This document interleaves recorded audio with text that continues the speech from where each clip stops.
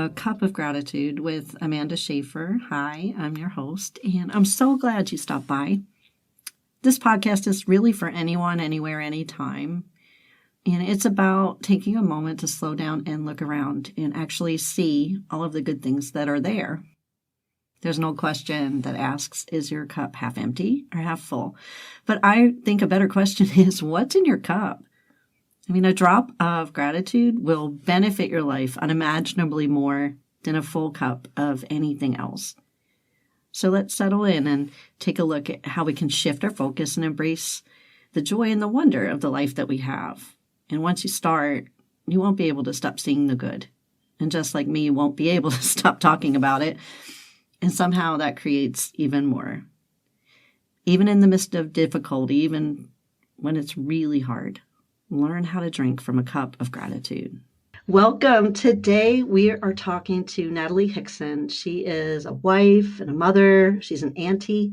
She is a certified professional life coach who helps discouraged Christian moms overcome destructive anger and burnout. And after learning to thrive in motherhood and process anger in a healthy way, Natalie became convicted to help other moms avoid those dark years of motherhood by helping them appreciate and process their anger, to learn to identify their triggers and ultimately control the reaction to those triggering situations. She enjoys her own motherhood journey by spending time with her husband, Mike, and their 3 daughters in beautiful Bozeman, Montana. Welcome, Natalie. Thanks for joining us. Thank you. I'm excited to be here. Yes, I'm excited to have you. It's been a little while since we originally talked, and I'm hoping there's some new things in our conversation that'll occur because we've had that time. I think God tends to do that. His timing is always perfect with these recordings. Yes, amen. So I always like to start kind of at the beginning and see what your childhood was like. Would you tell us a bit about your childhood? Yeah, absolutely. I've been a Montana girl my whole life, which isn't so common these days anymore. Lots of people moving into Montana. Yeah. But yeah, I grew up with a brother and 2 parents who are still married. And yeah, I would say that as far as my childhood, it was a normal type of childhood. Went to school, parents worked out of the home. This is back in the 80s. Yeah. But yeah, I would say it was pretty average as far as childhood went. But one of the pieces that defines my story was how my parents processed anger. And yeah, there was some yelling, there was door slamming. The way that they worked through things was loud. Yeah. And Yeah. that is not the case today. I just love to put that little plug in. My parents are amazing, and so amazing that my mom actually homeschools my kids. So, Wow, that's amazing. yeah, That's powerful.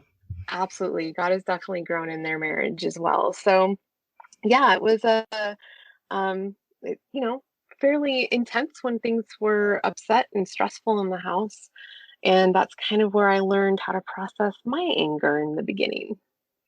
Yeah, I have some friends who have toddlers, and I was with one of them recently, and I didn't realize that that was their dynamic until I saw his dynamic. He's so little, and the things that were coming out of his mouth and the door slamming and, some of the anger that was just, the emotions were so big.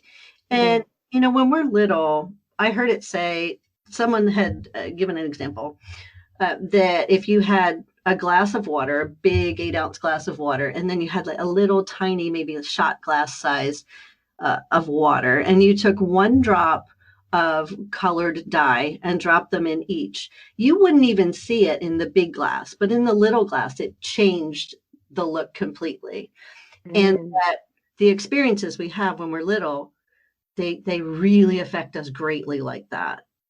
Yes, that's a great analogy. Yeah. And honestly, when you were talking about it, I can remember things that I think I do because that's how I grew up. Mhm. So Yeah. as you moved on, you took on some of these things. How do you think you dealt with it growing up. Yeah. Yeah. So I can remember in high school being kind of that dramatic girl. I was Hmm. the one who would cry at things that didn't go my way, or, got into a fight with a friend, I'd be yelling or throwing something. And then the same thing at home, I would be very um, disrespectful to my parents, Hmm. Yeah. yelling, slamming doors too.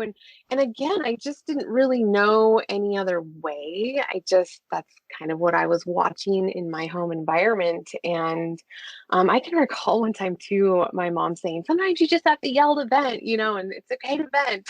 and, Yeah. and so it was just kind of one of those things where we're like, okay, this is just who we are. This is how we do it.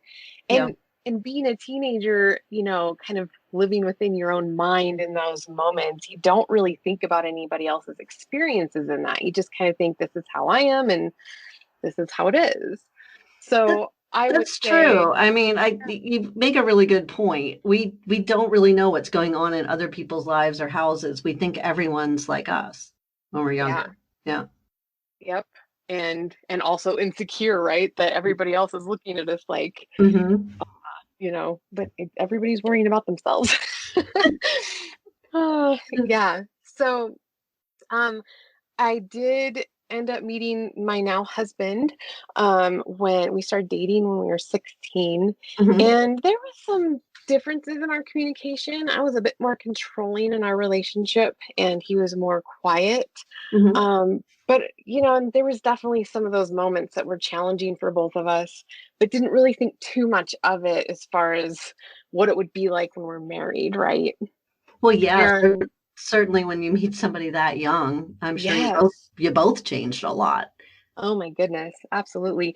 Which, by the way, we just celebrated our 20th wedding anniversary and 25th dating anniversary this last week. So that was really What? cool. Wow, congratulations. Happy Thank anniversaries. you. Thank That's you so amazing. much. Yeah, it was cool. Yeah. But and so yeah, I mean, kind of as I'm growing and we end up getting married around 21. And it wasn't until we were actually living together when a lot more of this kind of came to a head of Hmm. I'm a screamer and yeller, and he is not. Yeah. I can remember in the beginning stages of our marriage where I would just be screaming at him, so angry. And I'd stop and I'd look at him like, why aren't you yelling at me? And he's just sitting there withdrawing, like, I don't Wow. yell, you know? Wow, And that's actually really let's put a pin there for a minute. That's actually quite yeah. an interesting thing. You just expected him to yell back because that was so much your experience. Hmm. Yep. And it was difficult because I was like, this would be so much easier if you would yell at me too, Yeah. and what it really started to do was show me that maybe something's not quite right here. Yeah. And but I didn't know that there was a way to fix it. I thought, well, this is just how it's gonna be.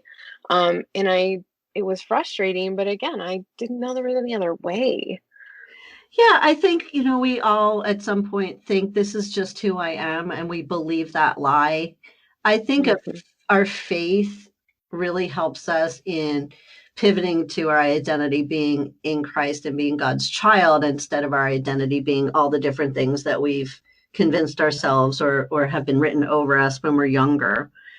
You had told me that you had a very connected feeling with Jesus at a young age. Can you share a little bit more about that? Yeah, I really do feel like I think it was around age 8, I started to really kind of tune into that. Yeah. Um, I just I can remember feeling, I guess his presence is the best way to put it.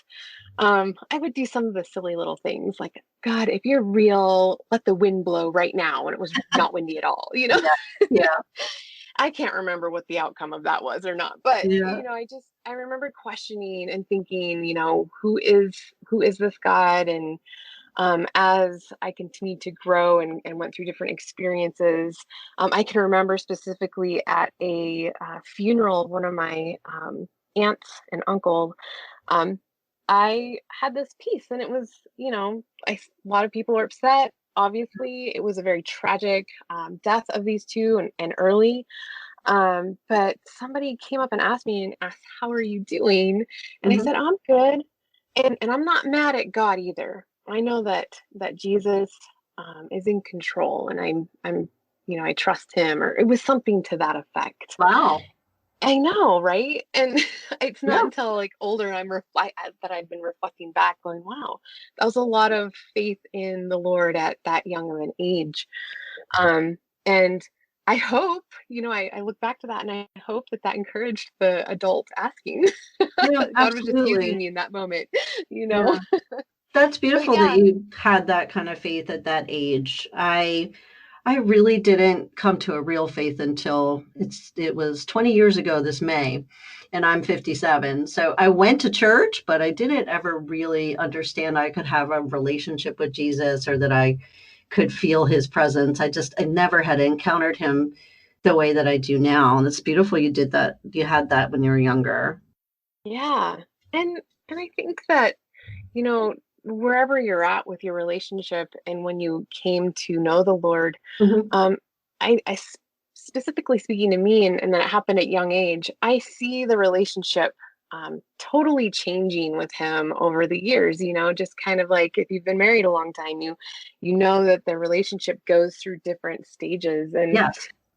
for sure, the stages of growth of where I was as just a human in my ages and development. There was times I felt closer than others with the Lord, and times I felt like I rebelled and just completely doubted who he was at all, and that he would bring me back.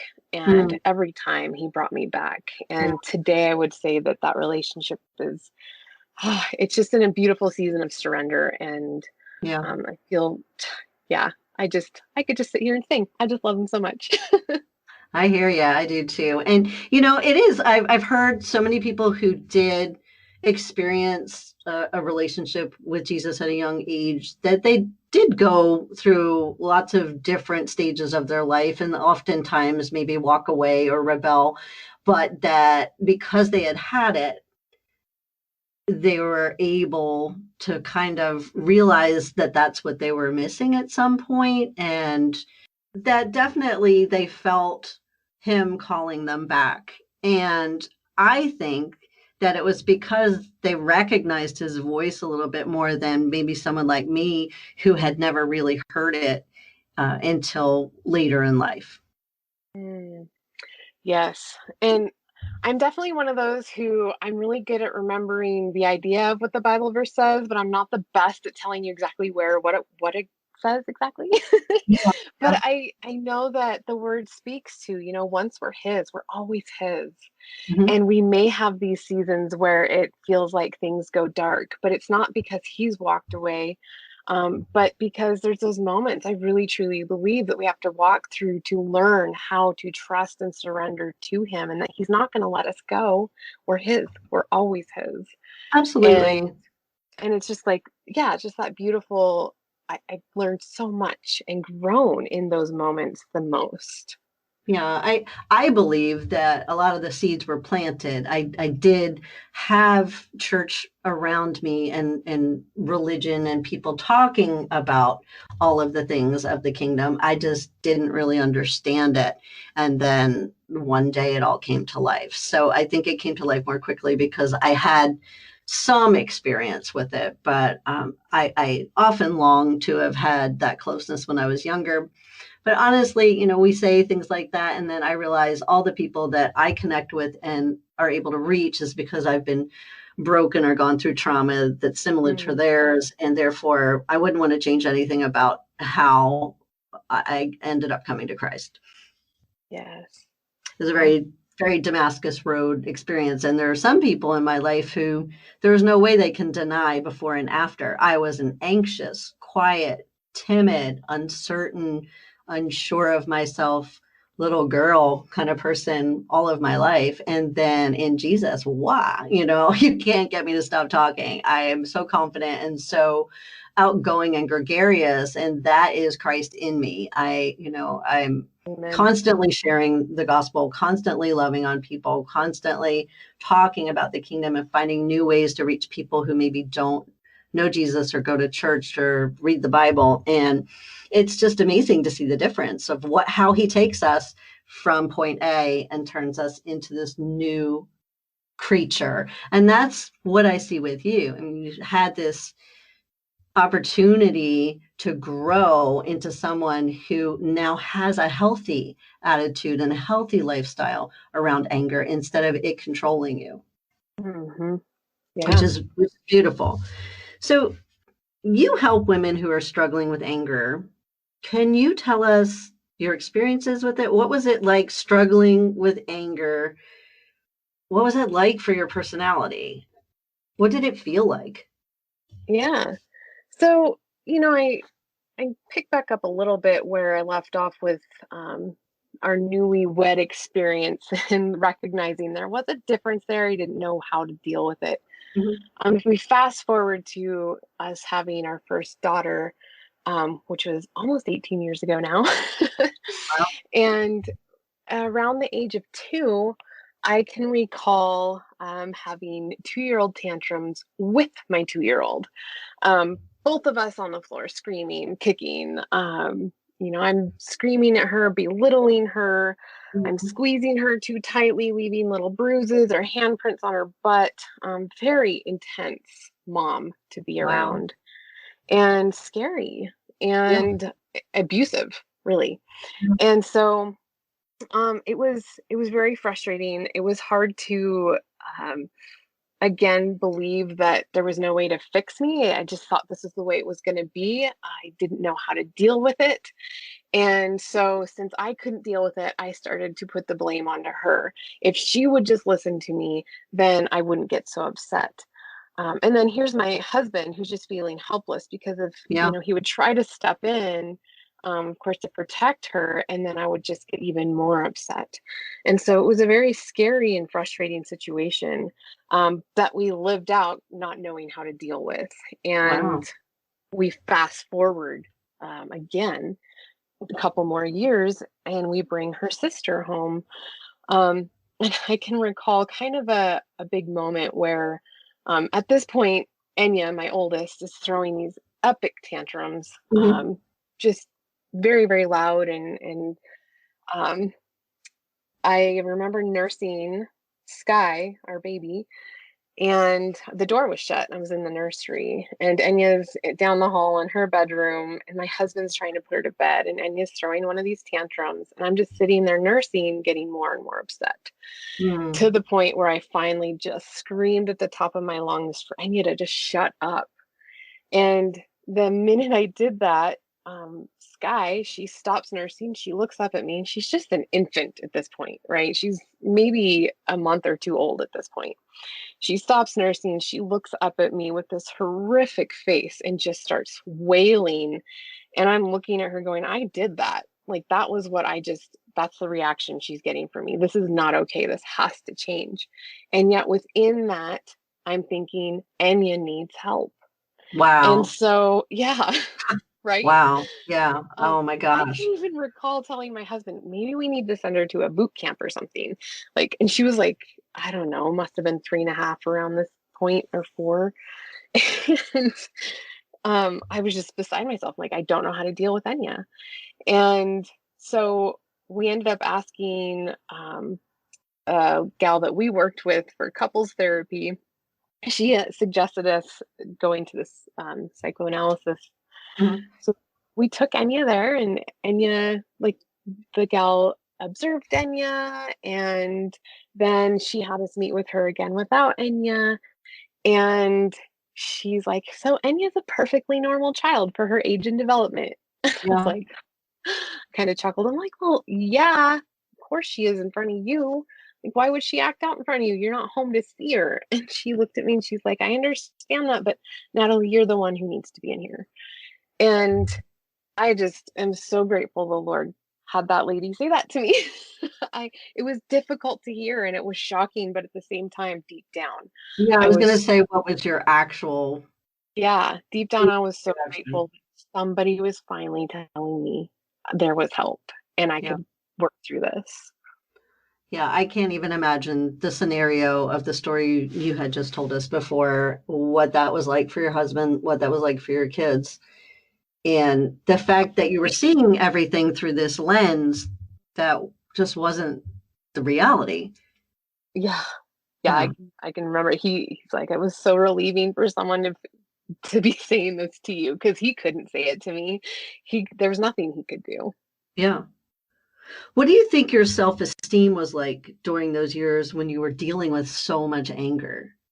Oh, it was tanked. It was not good at all. In fact, I can remember just when we brought Enya home and when I was raising her in those first 2 years, thinking that she didn't like me because she would stop crying when she'd go to Mike, or she'd stop crying when she'd go to my mom, but she would be crying with me.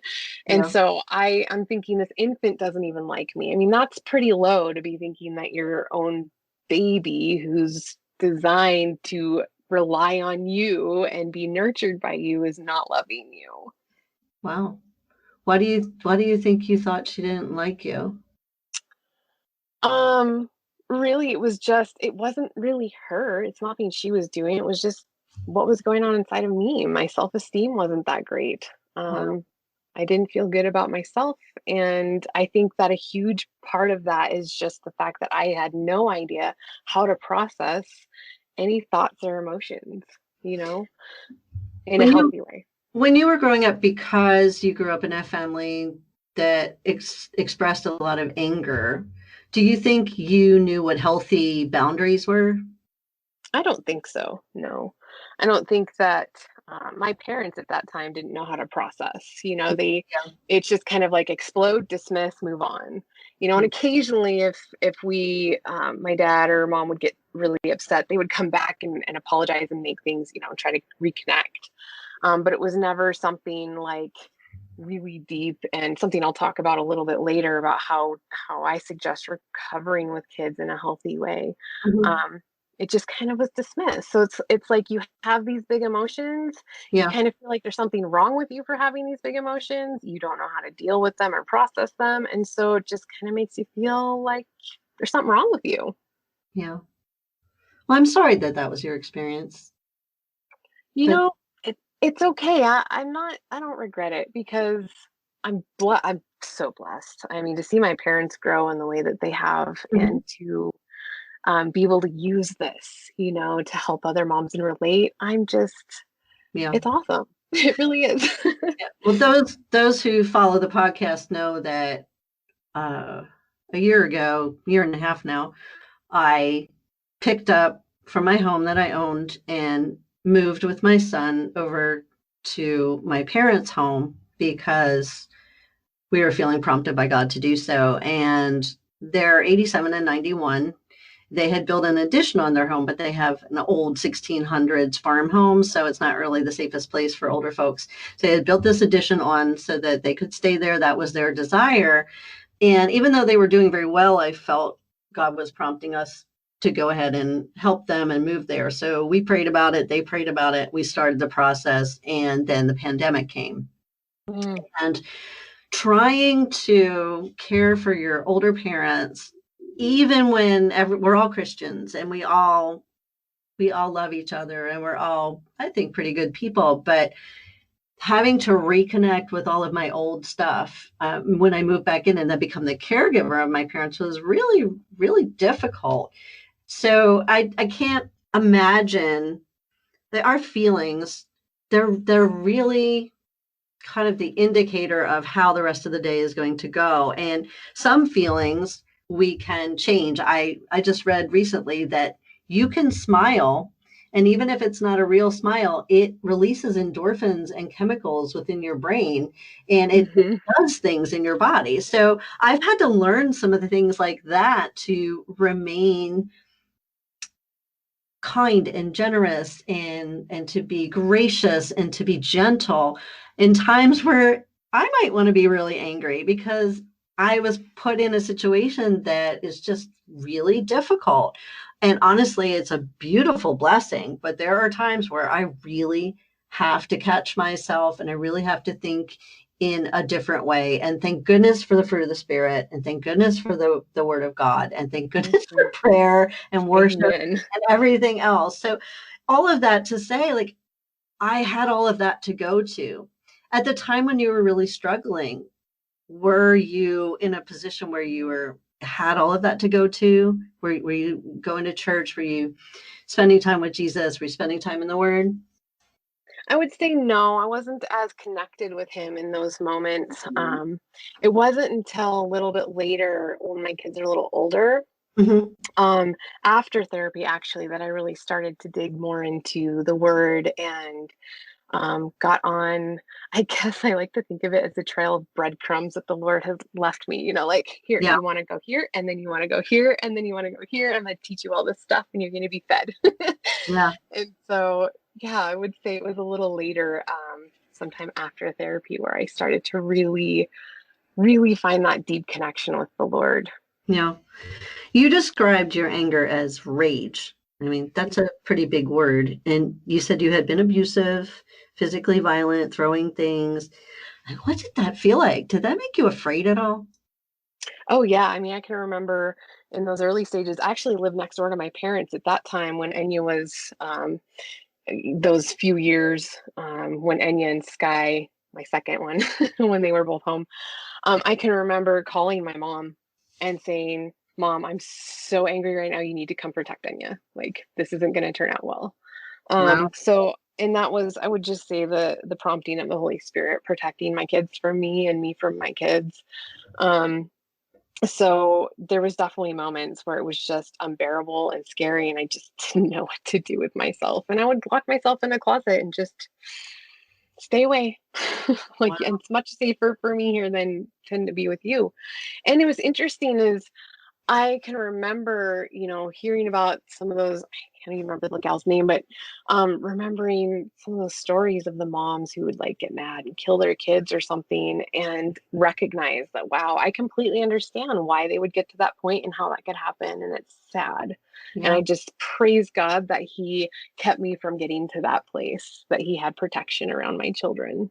Yeah, I had interviewed someone who was dealing with postpartum depression and Mhm. didn't realize it for quite a long time and then had another child, and she said that she began to realize that she was uncontrollably dealing with some emotions, and as she dug further into it, found out that there is something called postpartum rage, there's postpartum depression, there's all these different variants that she didn't know existed. And as she sought counseling, was able to realize that some of the things that were going on were mental health issues that she just hadn't seen. And I think, other people, we don't always let them in to see everything that's going on. I think it's beautiful that your mom was there. What a great provision.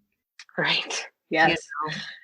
know? And for sure, hormones too. Hormones are just, that's something, that one thing I had to work through myself, and learned that my hormones were a little off. Yeah. I could remember just PMS cycles where I would feel suicidal, and like my life was the worst thing ever. And then the next week after my cycle would start, I felt like everything was great. And it was those moments I'm like, am I bipolar? What is going on with me? And, Yeah. and then, yeah, I had just a doctor. We worked through the hormone things. And as I got those on more of a balanced place, I absolutely recognized that was a big deal as well for me. Mhm. Um, so that's definitely something to be checking into for sure. Yeah. Yeah. Did you ever see anger brewing in your kids? Um, Only through the tantrums, those like epic tantrums. Mhm. And it's, God is just so good. As I've grown and healed, it has, and modeled to my children healthier ways to handle big emotions like this. Yeah. They have grown, and today Enya is just, I can't even say enough. She's amazing. Has she gone through her things as a teenager? For sure. I mean, every teenager is supposed to roll their eyes and sass their parent. It's just part of being a teenager. And so, yes, of course that happens, but she is not at all like I was at her age. Yeah. She definitely has much better, healthier emotional maturity and processing. And I just praise the Lord for that, because it was Him helping me work through my things and Yeah. be able to connect with them and model that to them. And I want to say, she knows the story. She knows what's happened to her. She's not at all confused about the fact that I was abusive to her when she was a child. Mhm. Um, and I tell her, she doesn't remember it. And I said, it's possible that you may never, and what a blessing if that's the case. It's Yeah. also possible that you have body suppression, the memory suppression. That's something that we do. It's something our body does to protect us.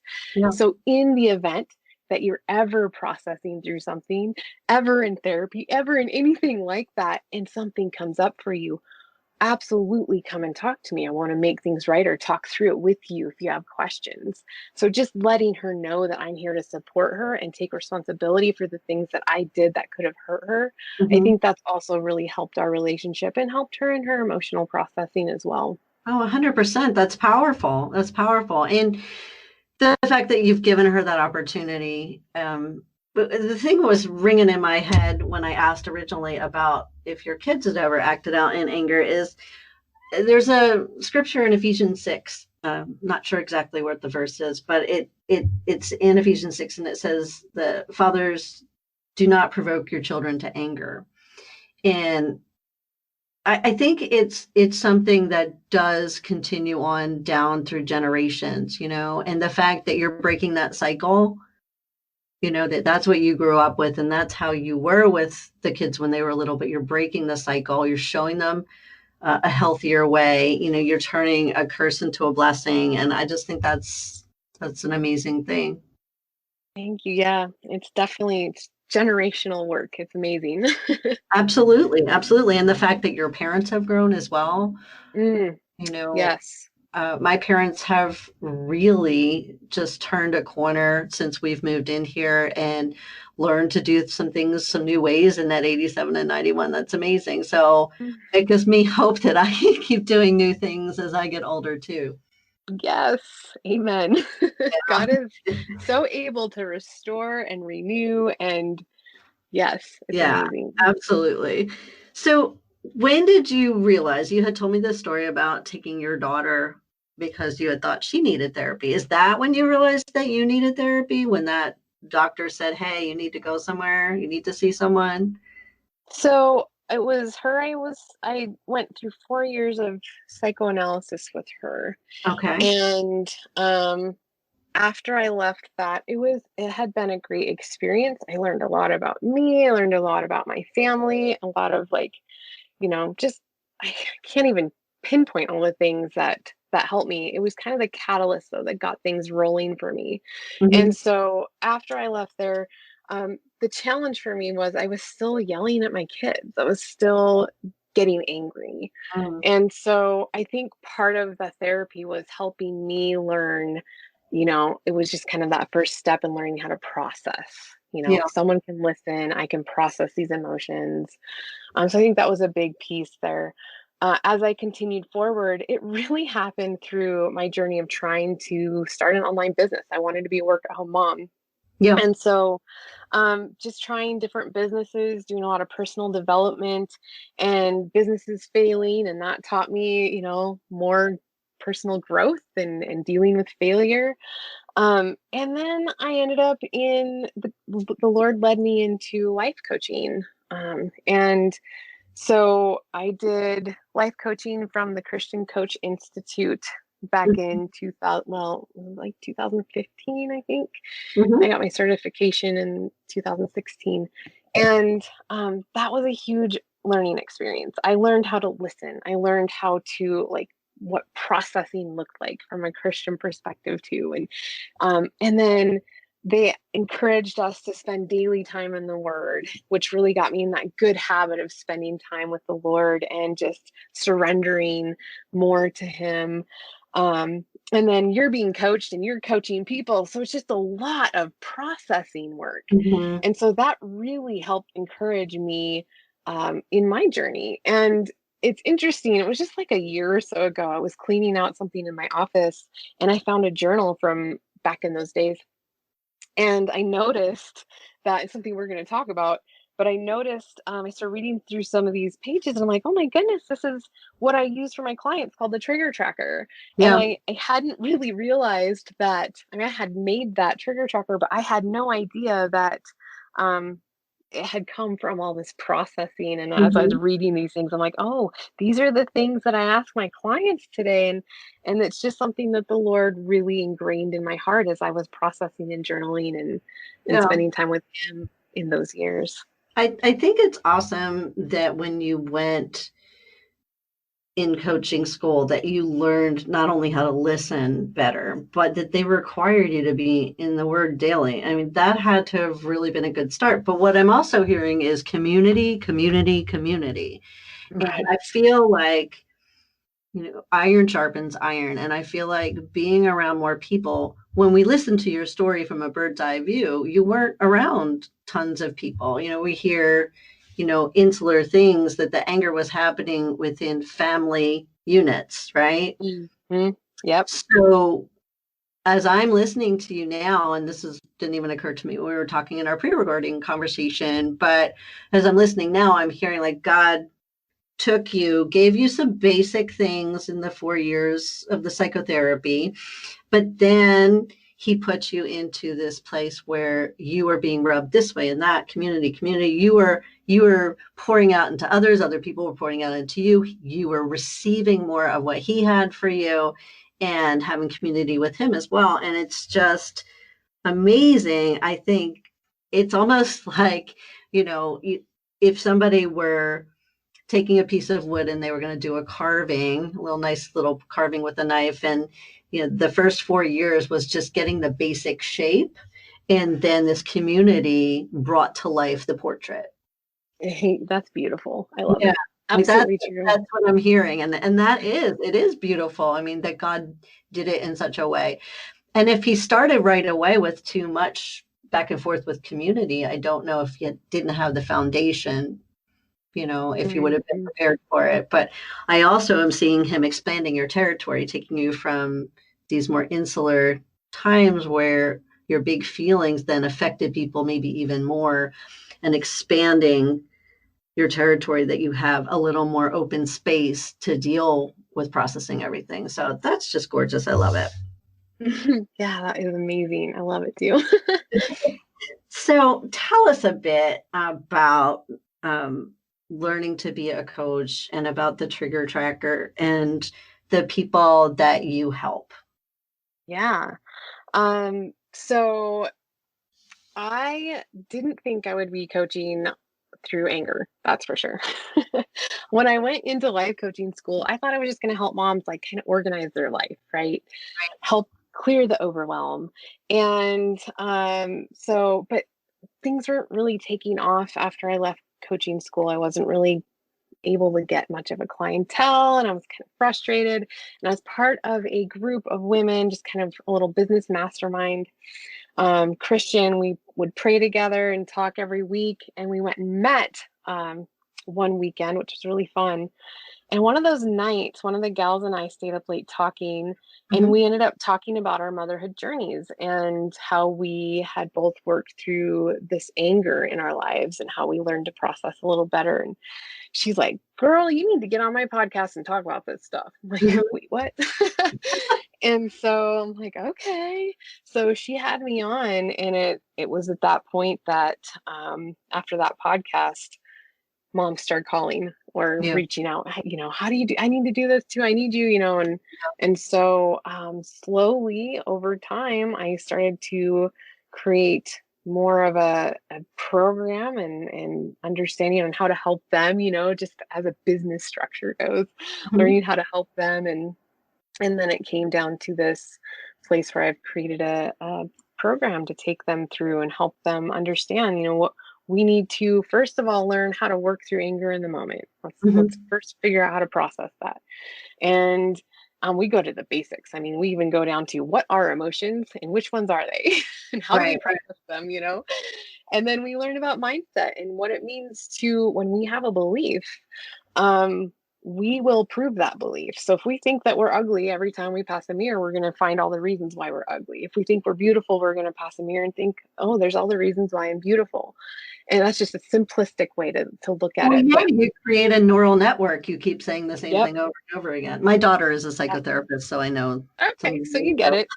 yeah. Yes. Yeah. And the beautiful thing about that is we can we can create new patterns, and God just will redesign our brain as we Right. surrender to him and move and change. And he's made our brains to do this. And so I just tell the moms, God's going to redecorate your brain as you're working through this stuff. um and then we get into some of the deeper issues where we're working through resentment and family, a little bit of past. And I'm not a therapist, so I don't go down all the trauma and everything. Mhm. um Interesting though, side note, I've had a few clients that have come through, and basically my program has just gotten to them to the place where they're now like, I'm ready to work through the trauma that happened in my past, and Oh, I can refer them, or yeah, you need yeah, to go see a therapist for this. yeah, But just to get that confidence, just to be able to acknowledge, I need to work through this. So that's been a really beautiful piece too. yeah, So it's just, I help them learn that you're not stuck, and that yeah. you can overcome this. And it, as far as a requirement, we're talking about requirements with the word, that's something that I highly require in my program. The first thing I tell them, you have to spend time with the Lord, regularly, consistently, and check it in with me. I don't care what you do. That's between you and the Lord, but you need to tell me that you did it, because Yeah. he is going to change you, not me. That's right. So That's right. That's awesome because really all we can do is point people back to him. We can do whatever we've been gifted to do alongside of that, but we always have to be an arrow back to him. yes, I am not an authority. He is. I'm just here to speak for him in however form he wants me to. Okay. And I would Yeah. imagine you said you deal with a lot of Christian moms, that there would be a lot of shame in Oh, yeah. having anger with your children. Absolutely. Yep. We deal a lot with mom guilt and shame, and helping moms realize. See, one of the things I really like to do is when they come to me and say, "Oh, I blew it again," and they're Mhm. like halfway through, or deep into the program, they're like, I just can't believe I'm still doing this." And I'm like, "Well, first of all, I told you in the beginning you would. Yeah. And, well, this is awesome. What can we learn from this?" Yeah. What I really try to help people understand is anger is not a bad thing. Anger Mhm. is a natural human emotion. Even the Mhm. Lord has anger, right? Right. And what those negative emotions are there to do is to push us into an action. That's And right. so often we've been pushed into a destructive pattern where we're trying to protect ourselves or control somebody else or a situation. And that's when we get explosive. We're yelling, we're Mhm. threatening, we're belittling, or we're is passive aggressive. We're giving them the silent treatment or getting snarky, whatever it is. Mhm. We're Mhm. using those things to control and manipulate. Whereas we can go back and go, okay, Yeah. it's all right that I'm angry. Anybody be angry in the situation. How can I productively work through this, so that we don't create more of a problem? And that's where I really try to help moms is, I'm not trying to get rid of your anger. I'm trying to help you live in a healthy way with your anger and see how it can be a good thing. Yeah, absolutely. And these strongholds are areas where you've done the same thing over and over and over again. They're built brick by brick. It's not like a building's just plopped down in Yeah. your heart. So they have to be taken apart and dismantled in that way as well. And I believe that God is just always so gracious to do that. I think sometimes if he were to shine the brightest light in the world on all of the things that we're working on instead of doing it one at a time, I think it would be too overwhelming for us to ever feel like we could grow or change. And he is so gentle to go one layer at a time, one thing at a time. Sometimes I'll just pray, hey, show me something, God, that you want me to work on. Sometimes I know exactly what it's going to be, and other times it'll surprise me, Yes. you know, but he doesn't show me 30 things. He shows me No. one thing. And Right. so I would imagine in helping people, it's the way you have to go as well. And I think we're harder on ourselves than anybody else in the world ever is, especially women. Absolutely. Yes. Agreed. Now, what do you want to say to anyone who's struggling with anger right now? Like, do you have any advice for them? Yeah. Yeah. You are changeable. You're not stuck. Yeah. You can work through and overcome what's going on. I can remember being afraid that if anybody knew what was going on behind closed doors, they'd take my children away. Yeah. And that thought right there will paralyze a mother to just continue to trudge through and continue to have damage in their life and live a life that they're not enjoying their motherhood. Yeah. And for anyone, whether you're a mom or not, it's absolutely something that can be worked through. The worst thing you can do is to deny it and say that you can't fix it.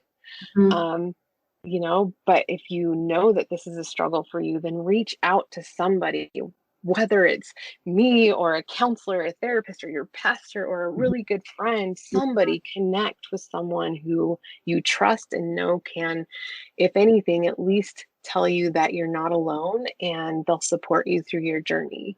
Absolutely. Tell someone is wonderful advice. You should never carry a struggle or a burden by yourself. I think It's it, funny. I guess it's not funny, but what's interesting is it seems as though when we get into these places where we're carrying our guilt and shame, we think we're a special snowflake. Like we're the only one who has this problem. oh, Nobody else yeah, has it. And absolutely. it's not true. Yes, you are a special snowflake. God has made you an individual, Yeah, but your burden is something that someone else is also carrying or has overcome and worked through. And you can trust the Lord to lead you to that person to help you. absolutely. And honestly, I mean, we do have an enemy of our soul, and he would love everything to stay in the dark because then Oh, what yes. gets magnified is the lie and the shame and the guilt instead of bringing it out and letting other people know. I mean, everything biblical tells us to talk to other people, to talk to God, to bring it out into the light because that changes the magnitude of it and it diminishes to what it actually is, which is just one issue.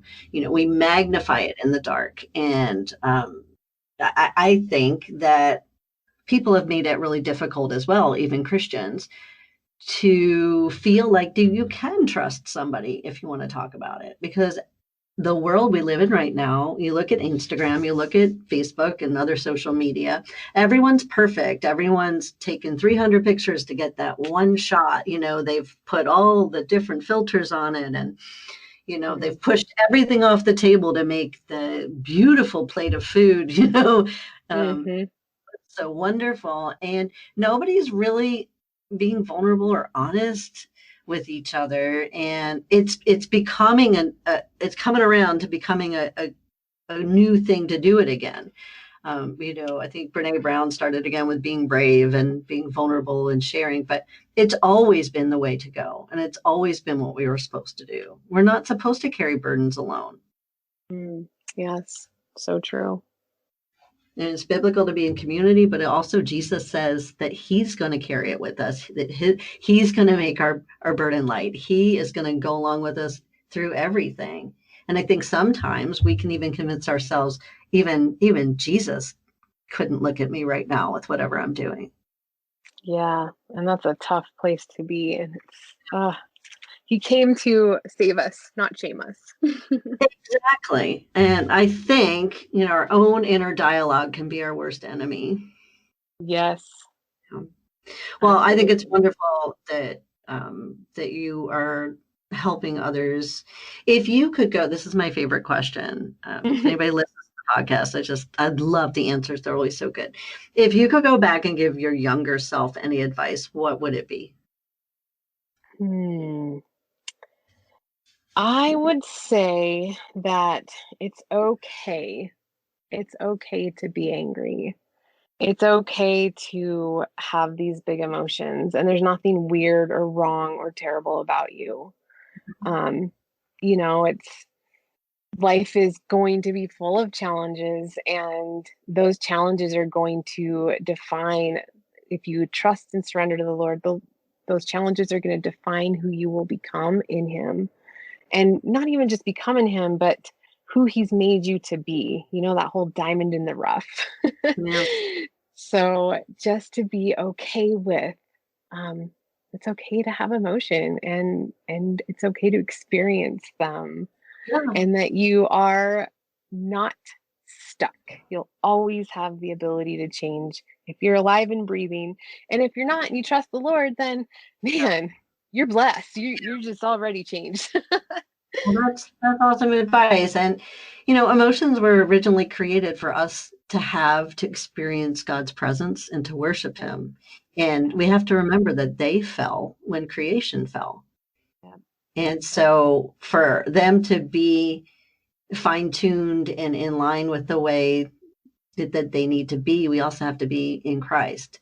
And I think a lot of what's going on in the world right now, it's just this amplified, chaotic example of what happens when big emotions are not in any way focused or shared or explored to have a healthy outcome. And I was going to ask you too, like with the pandemic, do you see more people contacting you, more people having difficulties? I know my daughter has a waiting list, and most of her friends that are therapists do. hmm yeah. It's definitely brought out a new, people have been stuck at home with their kids. Yeah.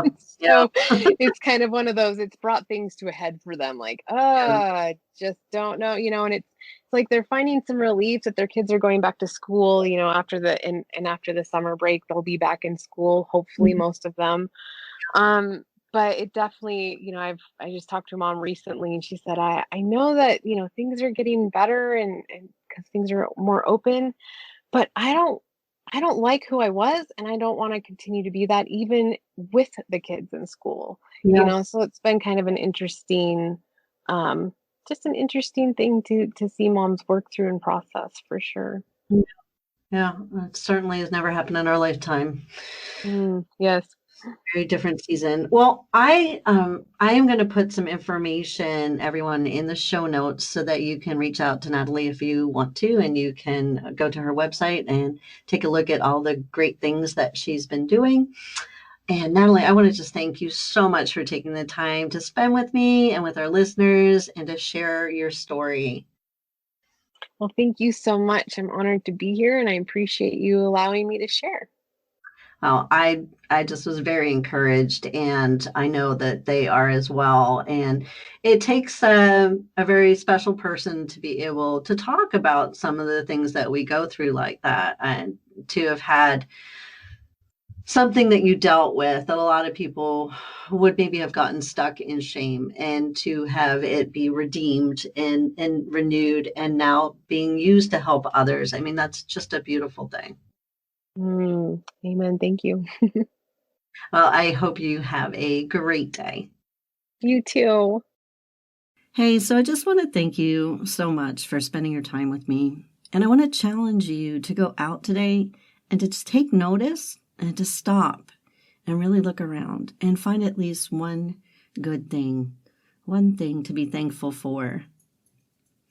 If you do that today, you're going to find so many more things tomorrow without even trying. Because once you start, you begin to see what's always been there. And if you need a refill, you can come join me again for another cup. Make sure to subscribe and have an awesome day and go be grateful.